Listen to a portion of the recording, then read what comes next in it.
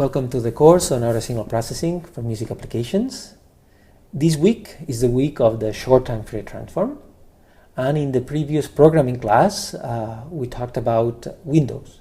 We talked about how to get a window, how to display it, how to compute its spectrum, and how to visualize the kind of things that we talked about in the theory class related to windows. And now in this second programming lecture, I want to build the whole short time Fourier transform system and talk about the implementation we have in the SMS tools package. So we will basically be implementing the whole Stft equation shown here. So basically we'll be iterating over a sound x, and we will be computing at every frame. So the frame number is L. So we'll be computing frames of the sound. At each frame location, we will be multiplying the fragment of sound with the window W, and therefore at the end we'll have a sequence of spectra, a sequence of in this case complex spectra. And if we see it as a block diagram, so we start from the signal x of n, we multiply one fragment with our window, so we get a windowed signal. That's what we compute the FFT of, and then of course we compute the magnitude and phase representation of the spectrum, and then we can undo the whole process by calling the inverse FFT, therefore obtaining the windowed synthesized sound. And with what we call overlap add strategy, we will be adding together these fragments into a whole signal. And hopefully, if we have done the things correctly, especially if we have chosen the window at the hop size correctly, this output signal will be identical to the original. So let's look at the code of the Stft that we have in the SMS tools package. Okay, so this is the file called stft.py, and in it we have three functions. One, that is the Stft, that does the whole analysis and synthesis, and then we just have the analysis and synthesis separate, so sometimes it's useful. So we have the stft_anal function and the stft_synth function for the inverse part. But let's talk about the complete analysis synthesis. So let's talk about the Stft function. As input parameters, it has the x, our array with the complete sound. We need to know the sampling rate of that sound. Then we need to pass it the window we're going to be using, W, then the size of the FFT, capital N, and the hop size. How are we going to hop through the sound?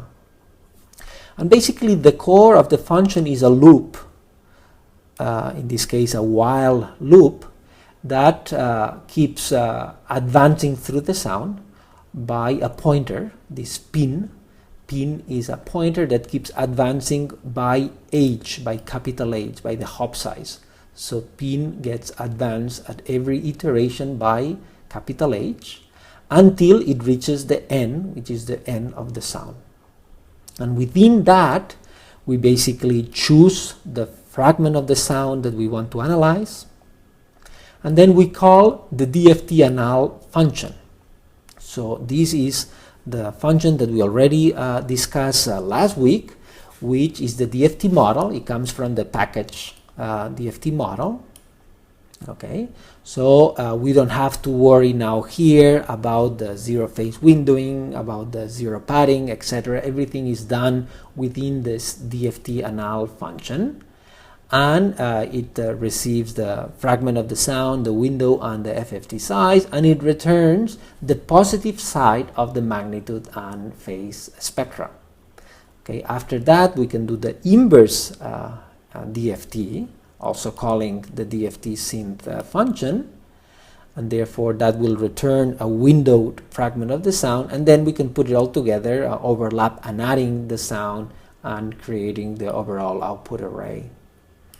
Okay, and apart from that, the rest are basically initializations and ways to better analyze the sound and to make sure that the pointer is can start at the very beginning of the sound and can end at the very end of the sound. So I'm not going to go into detail of that, but please feel free to go over that and understand this code. Okay, so now we have this function, so that returns a sound, and let's use it. Let's write some code to use this function. So this is a little script that I wrote to call the STFT in which I first have to get all the packages required, including the actual STFT function. So this comes from the models directory. And then I can get a file, define the window, and then define the size of the window, the FFT size, and the hop size. And now we can read the file with waf read, get the window, and call the STFT function. And this will fill up two variables, mx and px, which will include the sequence of magnitude and phase spectra. Okay, so let's run it. Let's run test 3. Okay, that's quite quick. So it analyzes the sound and it obtains all these variables. So let's go through them. So maybe the first thing we can do is to listen to the sound. So we can just do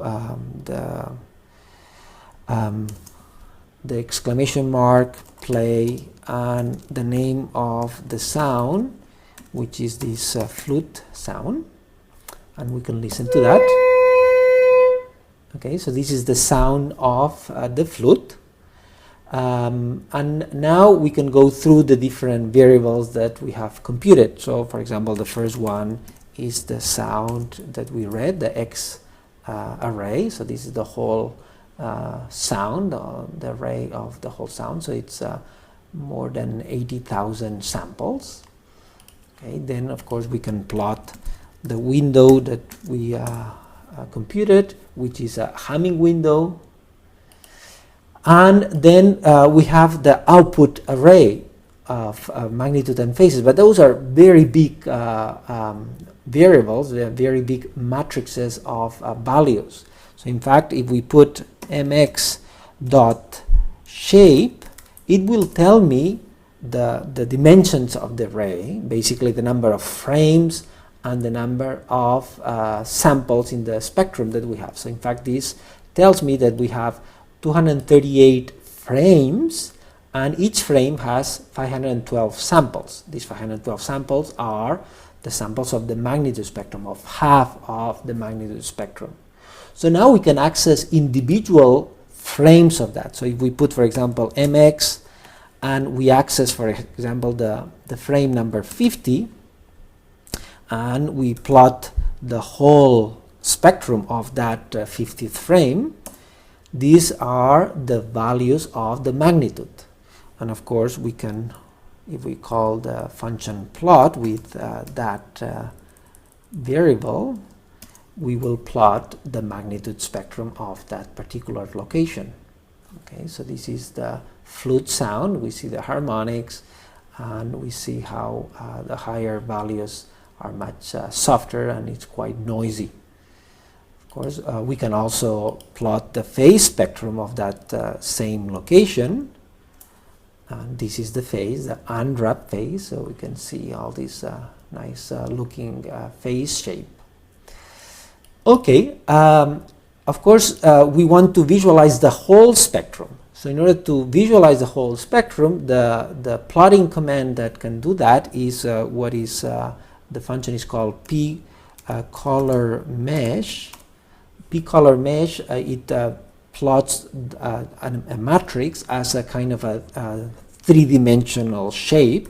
So if we give it the the mx, it will basically plot all the frames, but maybe it plots it in a different way that we are accustomed to, because the vertical axis is the time.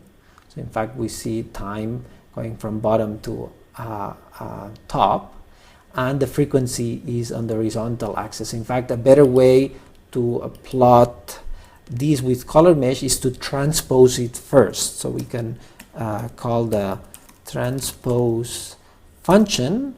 So this will transpose the mx in a different way so that we can see it in a more meaningful way. So now we see time going from left to right and frequency going, or the frame, frequency going from bottom to top. Okay, so that's basically how we compute the magnitude, the phase spectrum using the STFT, and how we can plot it. And there is a function file that implements all that and makes plots in a nice way, and that's the STFT underscore function. And this is the one that is called from the graphical interface that we also use. And here it has one function called main, and it goes through the kinds of things we did, and it does both the analysis and synthesis. Okay, so the main has as input values all the input parameters, and then it reads the sound file, it gets the window, it performs the analysis. This is exactly what we did now, but then it does the synthesis, and it outputs the synthesis file into a location with a given name, and then it writes it. Okay.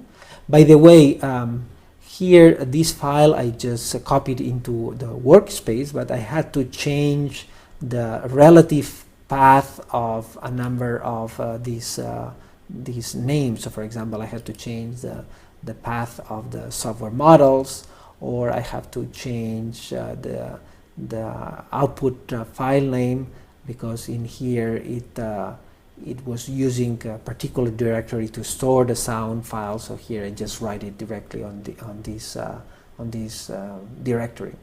Okay, so let's execute these. So I have it in this directory. So it's STFT function. So I can just run STFT function. Okay, and it plots well, the input sound, the magnitude, the derivative of the phase, and the output sound.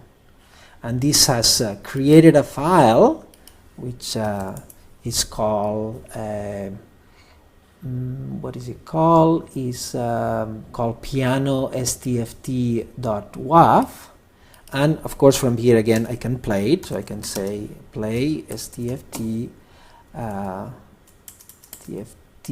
piano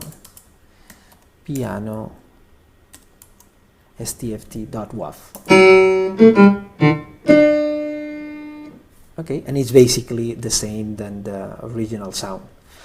Of course, now from this file I can really change and make the things differently if I want. So feel free to change how the plots are shown. But this is a quite nice way to plot the things with the correct axes, with the correct labels, with the correct scaling, so that we can better visualize the analysis and synthesis using the STFT. And that's all I wanted to say.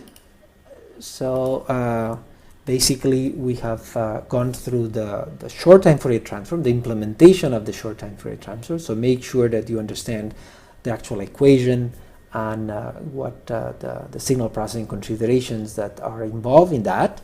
And then of course we use a number of packages from Python together with the SMS tools that we have already developed and implement the DFT and the STFT. So we have been calling those functions.